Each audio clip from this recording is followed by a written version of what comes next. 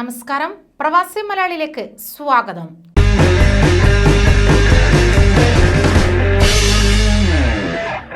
Corona വ്യാപനത്തിന് പിന്നാലെ ഏർപ്പെടുത്തിയിരുന്ന വിലക്കുകൾ ഒന്നൊന്നായി നീക്കുകയാണ് സൗദി അറേബ്യ. അതോടൊപ്പം തന്നെ നിബന്ധനകളും കടുപ്പിക്കുകയാണ് ചെയ്യുന്നത്. അങ്ങനെ സൗദി അറേബ്യയിൽ തൊഴിൽ, താമസ, അതിർത്തി സുരക്ഷാ നിയമങ്ങൾ ലംഘിച്ച് അനധികൃതമായി തങ്ങുന്നവരെ കണ്ടെത്താനുള്ള പരിശോധനയിൽ ഒരാഴ്ചക്കിടയിൽ മാത്രം 13,906 പേരെ പിടികൂടിയതായിട്ടാണ് റിപ്പോർട്ടുകൾ. നവംബർ 11 മുതൽ 17 വരെയുള്ള കാലയളവിൽ വിവിധ സുരക്ഷാ വിഭാഗങ്ങളും ജനറൽ ഡയറക്ടറേറ്റ് ഓഫ് പാസ്പോർട്ടും നടത്തിയ സംയുക്ത റെയ്ഡിലാണ് വിവിധ രാജ്യക്കാരായ ഇത്രയും ആളുകൾ അറസ്റ്റിലായിരിക്കുന്നത്.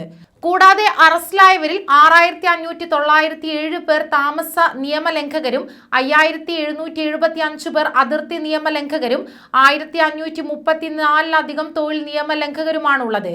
രാജ്യത്തേക്ക് അനധികൃതമായി അതിർത്തി കടക്കാൻ ശ്രമിക്കുന്നതിനിടെ മൊത്തം 356 പേരെ അറസ്റ്റ് ചെയ്തതിൽ 54% യമൻ പൗരന്മാർ, 44% എത്യോപ്യക്കാർ, 2% മറ്റ് രാജ്യങ്ങളിൽ നിന്നുള്ളവർ എന്നിങ്ങനെയാണ് ഉള്ളത്. 34 പേർ അതിർത്തി കടന്ന് രക്ഷപ്പെടാൻ ശ്രമിച്ചതിനും നിയമലംഘകരെ കടത്തിവിടുകയും അഭയം നൽകുകയും ചെയ്ത 14 പേരെയും സുരക്ഷാ സേന അറസ്റ്റ് ചെയ്യുകയുണ്ടായി. അതേസമയം നിലവിൽ ശിക്ഷാ നടപടികൾക്ക് വിധേയരായ 86,952 പേരിൽ 78,650 പേർ പുരുഷന്മാരും 8,302 സ്ത്രീകളും ഉൾപ്പെടെ 73,939 നിയമലംഘകരുടെ കേസുകൾ അവരവരുടെ എംബസികളിലേക്ക് തുടർ നടപടികൾക്കായി കൈമാറിയിരിക്കുകയാണ്.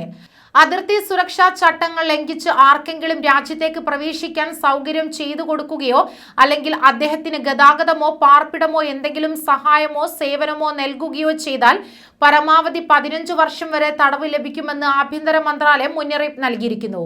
ഇതുകൂടാതെ 1 ദശലക്ഷം റിയാൽ വരെ പിഴ, വാഹനങ്ങൾ അഭയം നൽകിയ സ്ഥലം എന്നിവ കണ്ടുകെട്ടൽ എന്നീ നടപടികൾ ഇവർക്കെതിരെ സ്വീകരിക്കുമെന്നും അവരുടെ പേരുകൾ പ്രാദേശിക മാധ്യമങ്ങളിൽ വെളിപ്പെടുത്തുമെന്നും മുന്നറിയിപ്പുണ്ട്.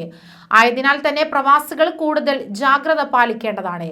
കൂടുതൽ വാർത്തകൾക്കായി ഈ ചാനൽ സബ്സ്ക്രൈബ് ചെയ്യുക.